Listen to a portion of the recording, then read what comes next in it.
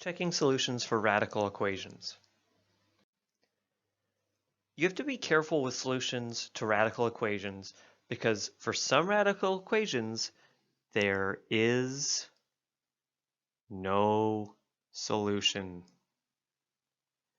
And that's because a lot of equations simply aren't solvable, at least with our understanding of math in this course. So here's an example. Solve the square root of x equals -5.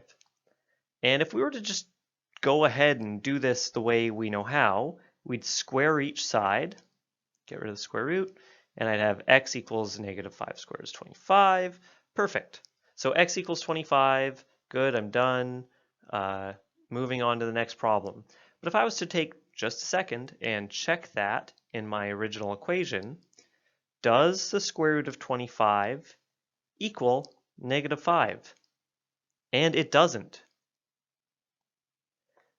So x equals 25 is not a valid solution. And that's not, x equals 25's fault. It's just that there was never a chance to solve this equation, because if we look at that original equation, the square root of x equals -5, there's no number that when you square root it, that you get a negative number. And I should clarify, if anyone knows anything about imaginary numbers, which are a very real thing, we talked about this way back earlier in the course, there actually is a solution to this problem, but it involves imaginary numbers. And that's beyond what we're doing in this course. So there's no real number solution to the square root of x equals -5.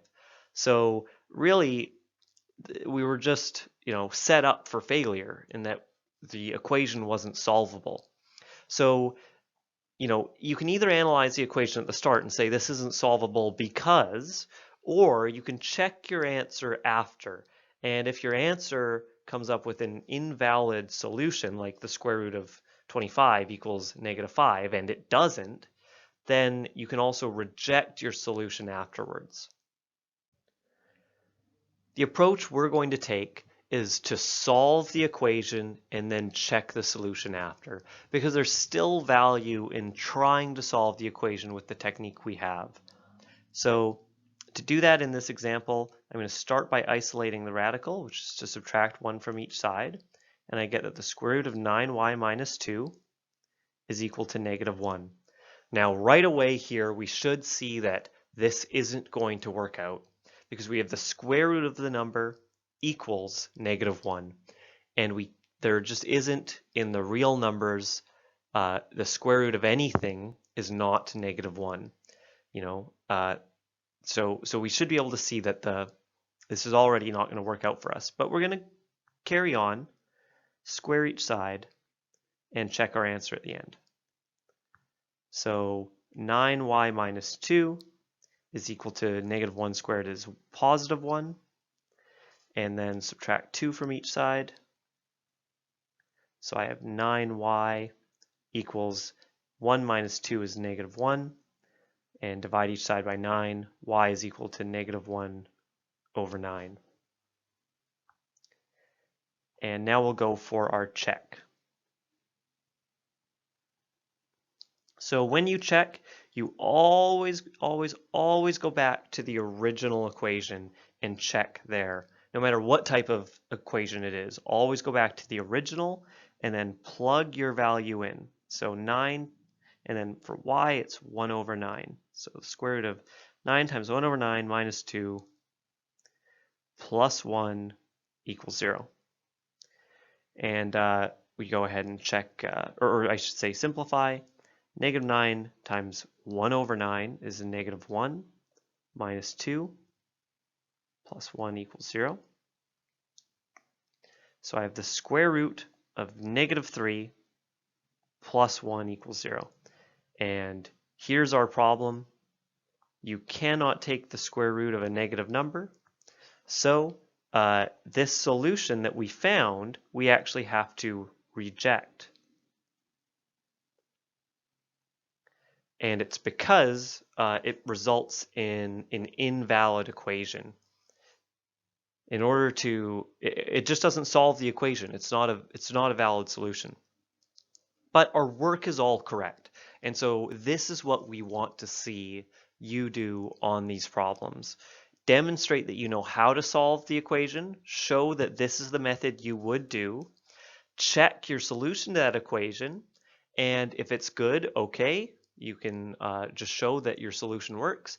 And if your check results in something that doesn't work, like the square root of a negative number, or if you prove that 2 equals negative 4, then you have to reject the solution. And just make it clear. So still show all your work for the solution, also show your check, and then very clearly demonstrate what that check means for your final answer. The other thing we can do is that if we are given a potential solution, we can check to see if it's a solution to an equation. So here's an example. Is x equals negative 3 a solution to this equation? And the way we check is just by plugging it in there. So it'd be the square root of 3 times negative 3 plus 5. And we're wondering, is that equal to the square root of negative 3 minus 1? And on the left-hand side, to simplify, this would be negative 3 times negative 3 is negative 9 plus 5. Is that equal to square root of negative 4? And so the left-hand side simplifies to negative 4. Is that equal to the square root of negative 4? Now, you look at the left side and the right side, and they are identical, but they are identically non-real numbers, or invalid numbers, at least without diving into imaginary numbers. So because both of these sides, even though the two sides are visually identical, because the square root of 4 is not a real number, we have to say either that x equals negative 3 is rejected, or we can say is not a valid solution. It's not a valid solution.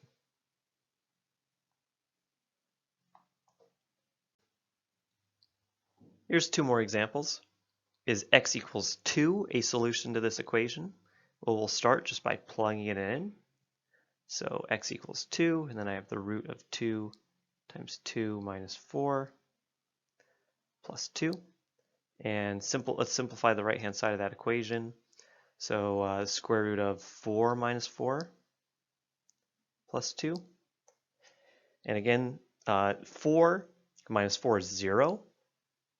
And the square root of 0 is 0. So 2, does that equal to 2? And it does. So that means that x equals 2 is a solution. So that's a valid solution to that radical equation. So we know that some solutions work. They're not all going to be rejectable, and we saw that in previous solutions as well. How about this next one here? Is x equals 4 a solution to this the same radical equation? Well, can one equation have two valid solutions? Let's take a look. So if we plug in x equals 4 and ask, is that valid? I have 2 times 4 minus 4 plus 2. So 4, is that equal to? Well, 2 times 4 is 8, and then minus 4 is 4. So it's square root of 4 plus 2. And 4, is that equal to? Square root of 4 is 2 plus 2. Yes, that's also valid. So x equals 4 is also a solution. So that's pretty cool. We just showed that this radical equation actually has two valid solutions, at least two valid solutions. Maybe there's more. But we're going to see in the future how to solve an equation like that, and you can see why there are two valid solutions. So anyway, now you know how to check whether a solution, whether or not a number is a solution to a radical equation.